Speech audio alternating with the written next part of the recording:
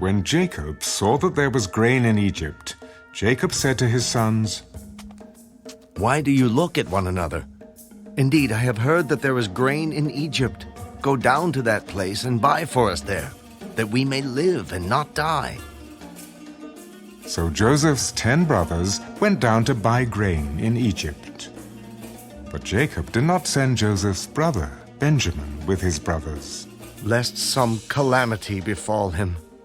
And the sons of Israel went to buy grain among those who journeyed, for the famine was in the land of Canaan.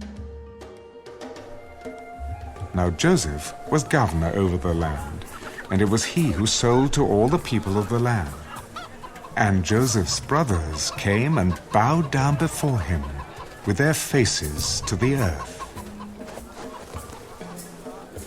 Joseph saw his brothers and recognized them, but he acted as a stranger to them and spoke roughly to them. "Where do you come from?" "From the land of Canaan to buy food."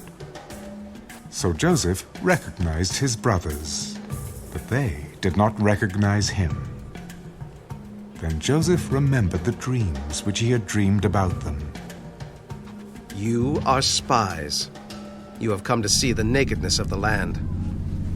"No, my lord, but your servants have come to buy food." "We are all one man's sons. We are honest men. Your servants are not spies." "No, but you have come to see the nakedness of the land." "Your servants are 12 brothers, the sons of one man in the land of Canaan. And in fact, the youngest is with our father today, and one is no more." "It is as I spoke to you, saying you are spies. In this manner you shall be tested.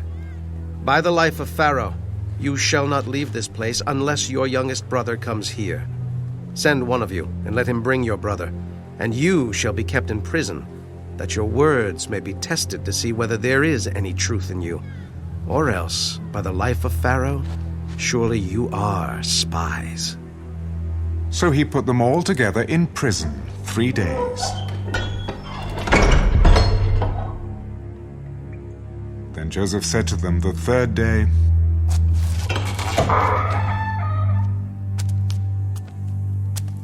"Do this and live, for I fear God.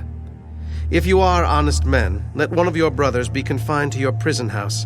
But you, go and carry grain for the famine of your houses, and bring your youngest brother to me, so your words will be verified, and you shall not die." and they did so. Then they said to one another, "We are truly guilty concerning our brother, for we saw the anguish of his soul when he pleaded with us, and we would not hear. Therefore, this distress has come upon us." And Reuben answered them, Did I not speak to you, saying, Do not sin against the boy, and you would not listen? Therefore, behold, his blood is now required of us. But they did not know that Joseph understood them, for he spoke to them through an interpreter. And he turned himself away from them and wept. Then he returned to them again and talked with them. And he took Simeon from them and bound him before their eyes. Then Joseph gave a command to fill their sacks with grain, to restore every man's money to his sack, and to give them provisions for the journey. Thus he did for them. So they loaded their donkeys with the grain and departed from there.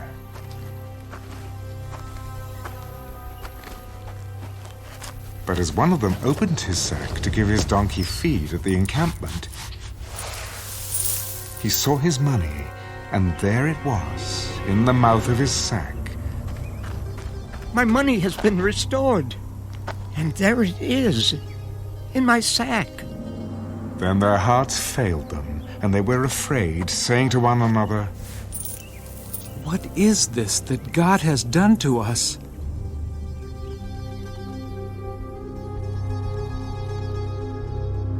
Then they went to Jacob their father in the land of Canaan and told him all that had happened to them. The man who is lord of the land spoke roughly to us and took us for spies of the country. But we said to him, "We are honest men. We are not spies. We are 12 brothers, sons of our father. One is no more, and the youngest is with our father this day in the land of Canaan." Then the man, the lord of the country, said to us, "By this I will know that you are honest men. Leave one of your brothers here with me. Take food for the famine of your households, and be gone. And bring your youngest brother to me, so I shall know that you are not spies, but that you are honest men. I will grant your brother to you, and you may trade in the land." Then it happened as they emptied their sacks, that surprisingly, each man's bundle of money was in his sack. And when they and their father saw the bundles of money, they were afraid. And Jacob their father said to them, You have bereaved me. Joseph is no more, Simeon is no more, and you want to take Benjamin. All these things are against me. Then Reuben spoke to his father. Kill my 2 sons if I do not bring him back to you. Put him in my hands, and I will bring him back to you. My son shall not go down with you, for his brother is dead, and he is left alone. If any calamity should befall him along the way in which you go, then you would bring down my gray hair with sorrow to the grave.